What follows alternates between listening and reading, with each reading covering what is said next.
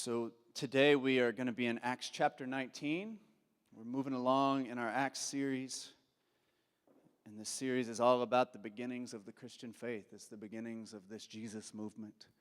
And just to be honest with you all, I think we need more people willing to truly be Christians right now, truly be Christ followers, truly be people who care about Jesus and want to follow Jesus. You know, that old, back when I was in high school, there was the WWJD bracelets, everybody had, and they became kind of like a fashion trend, and kind of takes away from the power of it. But I think we could do for some WWJD. What would Jesus do right now, right?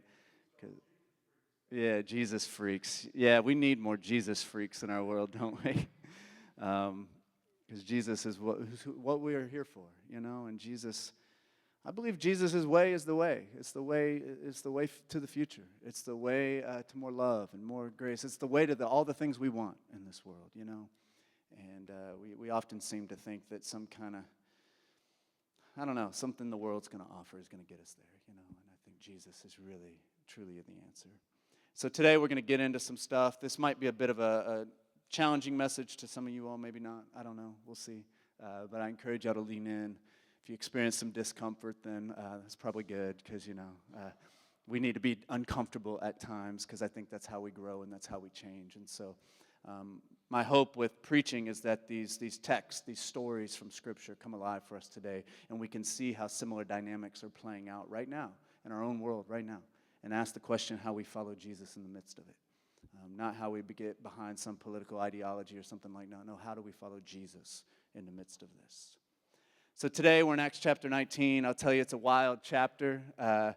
There's a lot of wild chapters in Acts. If you paid attention, you probably realize that. But Acts is a very interesting, crazy book, and there's a lot of violence in Acts. There's a lot of just wild stuff that goes on. And this particular story that we're looking at today, the heading in the NIV says the riot in Ephesus.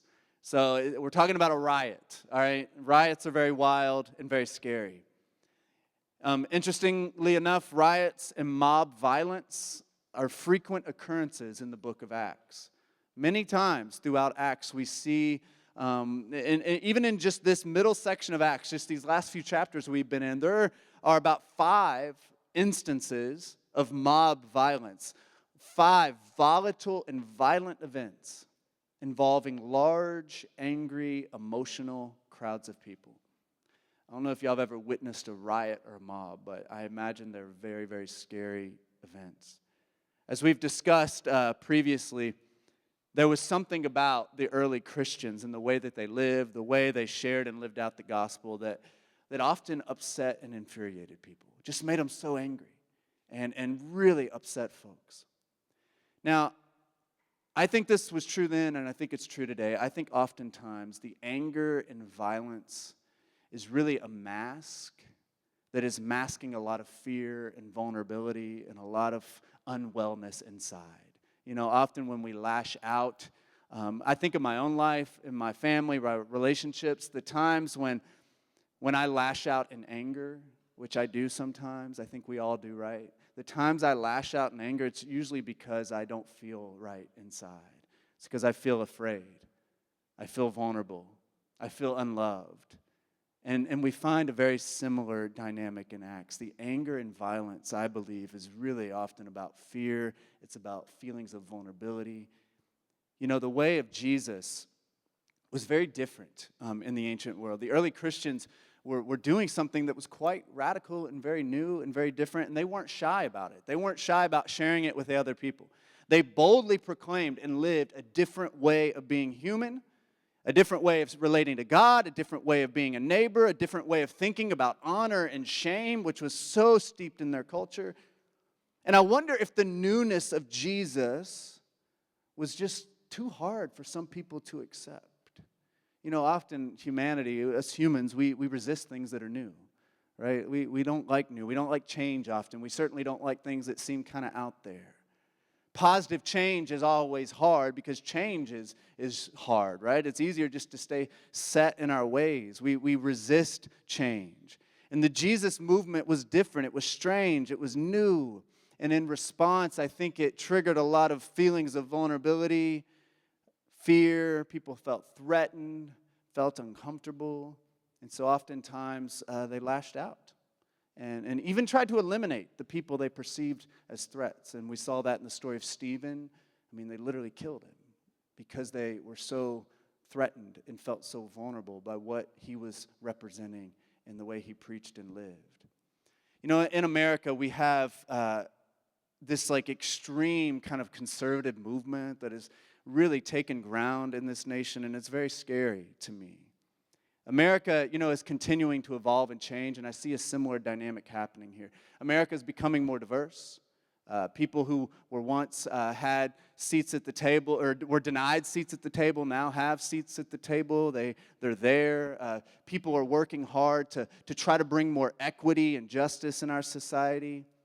And what happens is people who have benefited from the way things have always been feel very threatened when change comes, right? It's natural to feel that way. We saw this. We've seen this in many instances throughout history. We can look back at the freedom movement, the civil rights movement. There's a similar dynamic. You know, there were people who didn't want equality between white and black people because, you know, they were afraid. They're like, what is this going to do to me? Does this mean I'm going to lose my status? Does this mean, should I be afraid of these people? You know, there was a lot of fear and feelings of vulnerability there. What will this mean for me? Will I have to give something up? This doesn't feel like it used to. I don't know these people. Their culture seems strange to me. And what happens is these feelings of fear and vulnerability, there are people in power and influence that are capitalizing on these fears. They're very smart. They know. They know that people are afraid. And they capitalize on these fears and feelings of uncertainty and vulnerability. People are being told that their way of life is under threat, that their identity is under threat, that their status is under threat, even their religion is under threat. I've heard people saying that, you know, you better watch out. You're not going to be able to be a Christian anymore in America. I mean, these are like extreme exaggerations and often just outright lies. Being told that immigrants are coming in from the southern border to take your jobs, to hurt your families, to even, the most recent thing, it's like absurd. People are making memes about it, but it's so dangerous. To even eat your pets, they're threatening about this. Essentially destroy everything that you hold dear. This is what we're being told. A few years ago, there was an instance of mob violence in Charlottesville, Virginia. Since we're talking about mob violence, we ought to look at a modern-day example. There was a white crowd chanting in Charlottesville, "You will not replace us. You will not replace us. You will not replace us." And this chant is based on a racist belief that non-white people are coming to your communities to replace you and overtake you and take whatever white people have. And you can see the fear underneath that, right? The fear underneath that. The crowd sounds and looks awful tough with the clenched fist and the angry yells and the loud chants and their weapons that they had. But really, I see that it's a mask to cover up feelings of vulnerability and fear. I mean, what are they so afraid of? Why are they afraid they will be replaced by immigrants? Or by Jewish people, or by black people. If only they could see that they don't have to be afraid. This is what the gospel tells us. We don't have to be afraid. We have more than enough from God. There's enough goodness to go around. We don't have to live in fear of any other person or people. We can all live together.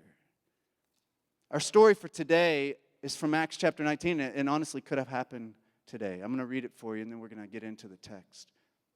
Acts chapter 19, verses 23 through 41. Pay attention to what's happening here. There's a lot of similar dynamics happening in this story. About that time, there arose a great disturbance about the way. A silversmith named Demetrius, who made silver shrines of Artemis, brought in a lot of business for the craftsmen there. He called them together, along with the workers in related trades, and said, "You know, my friends, that we receive a good income from this business. And you see and hear how this fellow Paul has convinced and led astray large numbers of people here in Ephesus and practically the whole province of Asia." See exaggeration there. He says that the gods made by human hands are no gods at all. There's danger. There's danger not only that our trade will lose its good name, but also that the temple of the great goddess Artemis will be discredited, and the goddess herself, who is worshipped throughout the province of Asia and the world, will be robbed of her divine majesty." When they heard this, they were furious, and they began shouting, "Great is Artemis of the Ephesians." Soon the whole city was in an uproar. The people seized Gaius and Aristarchus, Paul's traveling companions from Macedonia, and all of them rushed to the theater together. Paul wanted to appear before the crowd, but the disciples would not let him. Even some of the officials of the province, friends of Paul, sent him a message begging him not to venture into the theater.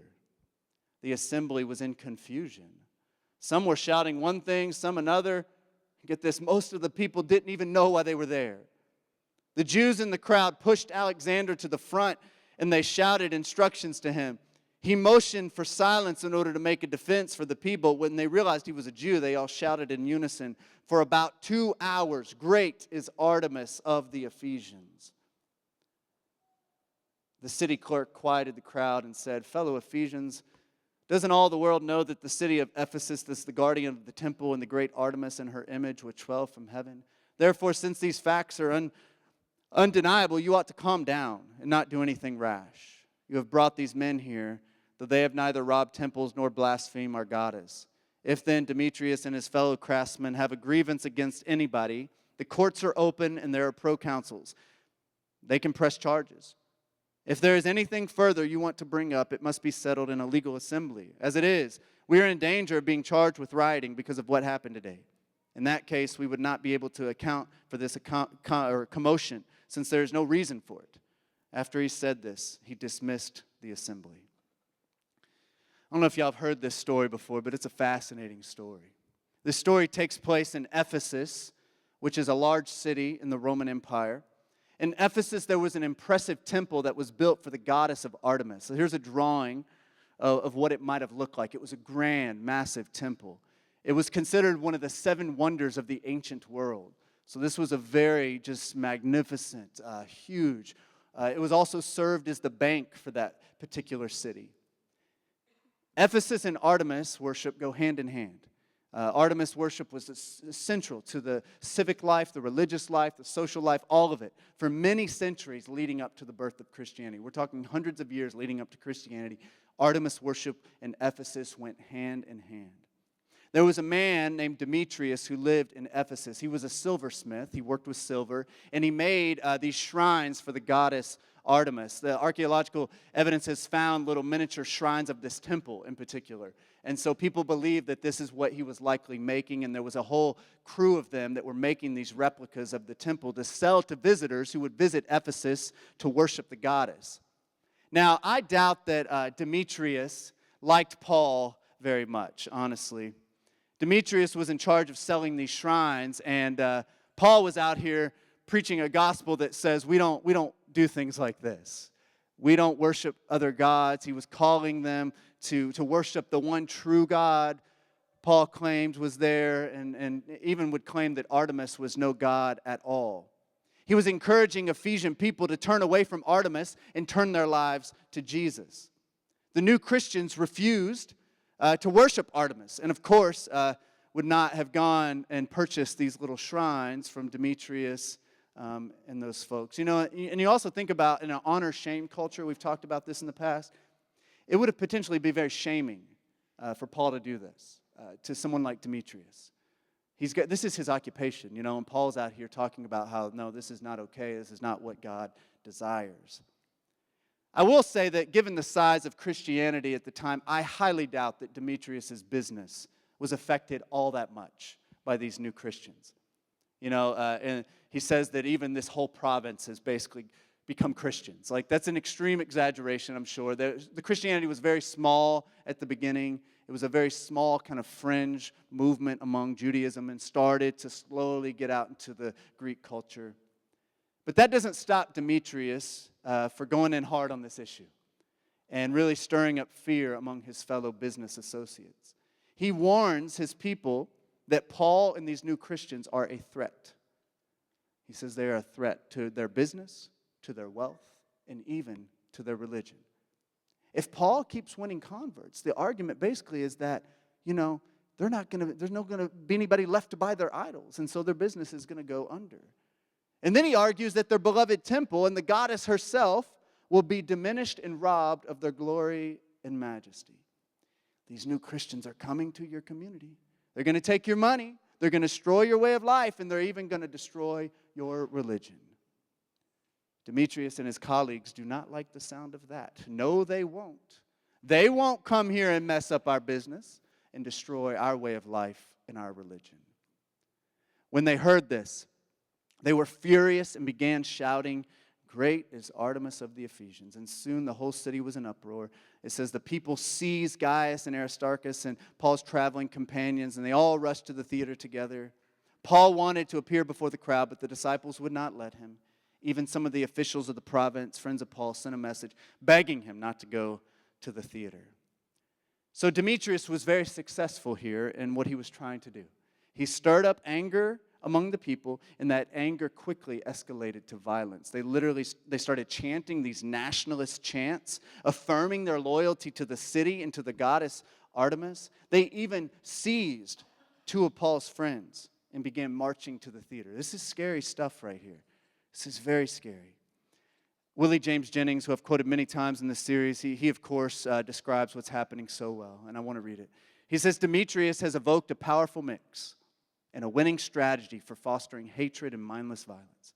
If you want people to hate deeply, hate down to the bone, then suggest that someone or something threatens their financial stability and their theological beliefs.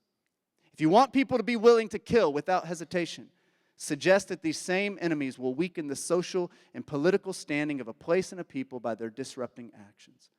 Here's the argument. Ephesus will diminish in glory as the temple of Artemis diminishes in glory, as our businesses diminish in productivity and sales. And once this logic is unleashed on a people, no people has the power to resist its powerful impulse because it conjures the spirit of fear and failure and reminds people of their vulnerability as creatures in this world. I think he hits it right on the head. What is going on here? They're not going to take my money and my religion. So they go to the theater, and thousands of people gather. It says they shouted for 2 hours, "Great is Artemis of the Ephesians. Great is Artemis of the Ephesians. Great is Artemis of the Ephesians." Here's a photo of the massive theater where they gathered. Over 20,000 people in this theater. Imagine this place full of angry Ephesian people chanting repeatedly over and over and over.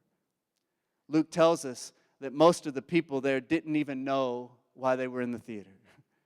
They saw a crowd, they heard these religious nationalist chants, and they got swept up in the emotion and passion, and they just started joining in with them. This is how mobs can become very dangerous and violent. They grow very quickly, hate spreading among the masses of vulnerable people. These kind of messages, they grow and they move throughout people so quickly because so many people are afraid and feel so vulnerable. And this gives them, something to fight against. That must have been a terrifying day for the Christians and Jews in the city. I imagine a lot of them were hiding out in their houses. That's probably where I'd be. Paul was kind of nuts. Paul wanted to go to the theater. That shows you what Paul was like, all right? But not many people are like that. Probably hiding out, hoping no one comes to their house and finds them. Because these mobs can start to spread, and they go throughout the city often looking for people to hurt. Thankfully, the story ends with a city official standing up and calming the crowd. Thankfully. This could have gotten out of hand, but he basically says, y'all are blowing something up here, and Demetri, if you've got a problem, you need to solve this a different way. This is not how we do this. He also warned them, this is probably what got them to go home. He said, if y'all keep doing this, the Roman government, Ephesus was a free city, meaning it had some autonomy in the Roman Empire, but Rome's not going to tolerate rioting, like this. And so if Rome found out, they might come in with their military, and it would not be good. And so they all decided to head home and put an end to this. As I think about it, I imagine the people in the theater that day were normal, just normal everyday folk. This wasn't probably a gathering of particularly violent people. I imagine these were normal, everyday Ephesian people who felt threatened, afraid, and vulnerable. I remember in the last few years, I learned more about lynchings in the South in America. There were lynchings in the South, you think that it was only just these really angry, just violent, awful humans who did this. these became family events. People would take picnics to them. There were postcards that they could buy at the lynchings. They would send to their relatives. Hey, look what I did. I mean, it is so sick and twisted. But these were like normal, everyday folks who went to these. Now, not everybody did. There were resistors who didn't show up to that stuff. But they watched someone's life being violently taken from them. They weren't particularly violent folks, but they felt threatened and afraid. And they bought into a narrative that said black people deserved what they got. And it was a lie. You know, I'm not trying to get into, like, politics too much, you know. I'm certainly not getting into partisan stuff with candidates and all that. But I'm just going to be honest with you. I was watching the debate on Tuesday this past week, and I just felt sick to my stomach. Specifically when I heard immigrants being maligned and vilified and demonized over and over and over and over again. It was like every question. Let's go in on immigrants again. Let's go in on immigrants again. Let's go on immigrants again. You know, these false stories with memes are being created about people eating their pets in Springfield, Ohio. Like, it's easy to laugh about it, and I get why, you know, because it's just stupid, you know. But like, I just felt sick when I was hearing it, like, because it's just so ridiculous. It's so ridiculous, and it's so dangerous. It's dehumanizing, and it just leads to more and more violence. And there are literally children this week who couldn't go to school. Their schools were closed because of bomb threats in Springfield, Ohio, because of this rhetoric of hatred towards these people. Because these people are just calling up and trying to stir up fear. You know, we've talked about this in our Acts series already, that Stephen, back in the early parts, he was killed because his faith and his life were perceived as a threat. And we talked about how that distance between fear and faith is very small. It's very easy to be a person of faith who slips into fear and allows that fear to guide us in this world. And it can lead us to do some pretty horrendous things. That space is so small. And I so often can forsake my faith because I'm afraid. And that's what we see happening over and over and over again. These folks who worship this goddess of Artemis, that part of their faith was not, that didn't mean they were violent people or anything. They forsake the faith that they had in order to satisfy their fears. And it happens over and over and over again. Could it have been possible for the Ephesian people to see their Christian friends there as neighbors and respected their convictions about idols and not tried to impose their beliefs on them? Certainly. Like they could have all lived together. But some of them let their fear lead them to violence and hatred. You know, my favorite description of fear and faith comes from a guy named David Stendhal Ross, and I've shared this with you all before, but I want to share it again. He says that fear is clinging and faith is letting go. And when we're afraid, we often grasp for anything that feels certain or secure. We grasp for our beliefs, our political ideologies, our traditions, our relationships, and we can hold so tightly to it and say, I'm never going to be open to anything different, right? I got to hold on to something that feels secure to me. But faith, I believe, asks us to hold things loosely, to be open, to be free, to be inviting, to be welcoming, right? Because faith is trusting that God's going to provide, and I don't have to cling to everything here. I can be free and open to other people and open to new things. If Demetrius could have chosen faith that day, then maybe he wouldn't have seen Paul and his friends as threats. Maybe he could have seen them as neighbors. People that are new to the community, they're like, hey, let's talk. Let's be open to each other. Let's learn from each other. You know, it's awful easy for us to point our fingers at other people. And some of y'all may hear this and be like, oh, yeah, those people, I can't believe they do this stuff, you know. There's an artist I like, Kanon. He had a song where he said, you can point a finger, but there's three pointed back, you know. I like that because it's so true. Like, we can point our fingers at others, but we have to first look inside of ourselves. We are living in scary times right now, and our fears can easily lead us to turn away from other people, to dehumanize other people, and even worse, we could actively harm other people. And for any of us to think that's beneath me, I'd never do that. That's not true. We got to realize that we can let our fears guide us in so many ways. You know, it helps me to remember that bad behavior is often a mask that covers up a lot of pain. You've probably heard the phrase, hurt people hurt people. I think that's true in so many ways. People who are hurt, when I feel hurt, I often hurt others. I lash out. In the ancient world, you got to understand that most people were poor. Like the vast majority of the people were poor. They were struggling every day to get by. The wealth was held in the hands of just a few people, and most people were just struggling every day to get by. And that's probably true for the silversmiths, many of them in that area. If they believed their financial situation was truly under threat, it would be a big deal to them. Like, this is not just lighthearted. Like, that would be a big deal. That would be very scary to them. Also, if there were people in their city refusing to worship their gods, that would bring a lot of fear. Imagine a drought comes, or a natural disaster, or some famine, or a war, or something awful, and they learn that, these people are not worshiping our gods. It'd be easy to assume it's because of them.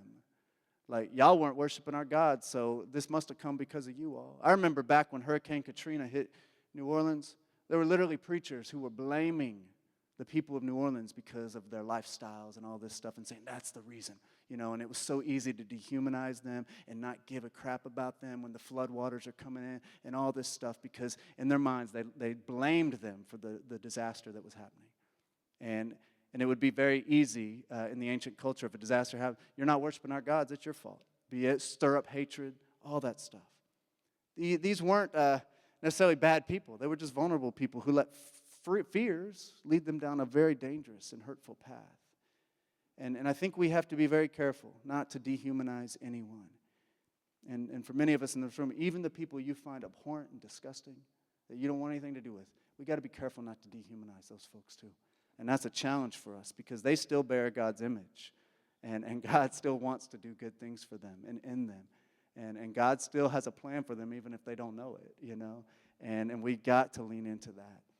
So I just want to share some of this with you all and then give you a chance to reflect. I shared these questions earlier in our Acts series, but I want to bring them back because I think that they're still very relevant and important. As you reflect on this moment in your life, are you living more in a space of fear or faith? Think about that. In this highly volatile kind of election season, are you living in a space of fear or faith? And the struggles that you're facing in your day-to-day life and the challenges that you're dealing with, are you living more in a space of fear or faith? Remember, that line between them is very thin, and it's very easy to move from one to the other. And so how can you take a step towards faith today? And faith is more about letting go. It's about trusting God. It's about realizing that God is enough for us, and we don't have to live in this mentality that there's not enough goodness to go around, that we're going to be okay regardless. Another question you might want to think about is, how do you harm others when you're stressed or threatened or afraid or feel vulnerable? For me, often my work is like in my marriage, because like that's my closest relationship. Now, since I've been a parent, that's another one I have to think about, because often when I'm stressed or overwhelmed, like I'm not as good of a dad as I want to be, and I have to think about that in my closest relationships, because we got to start there. If we can't even do that well, and I don't know how we're going to love everybody else, right? And I think about that in your own life.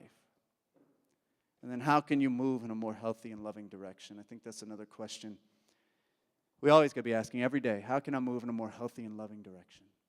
And so, yeah, these stories are just so powerful to me. And as I read it this week, I just couldn't help but think about a lot of things that I've been experiencing and hearing for many, many years here in our nation, and Jesus is calling us to something better.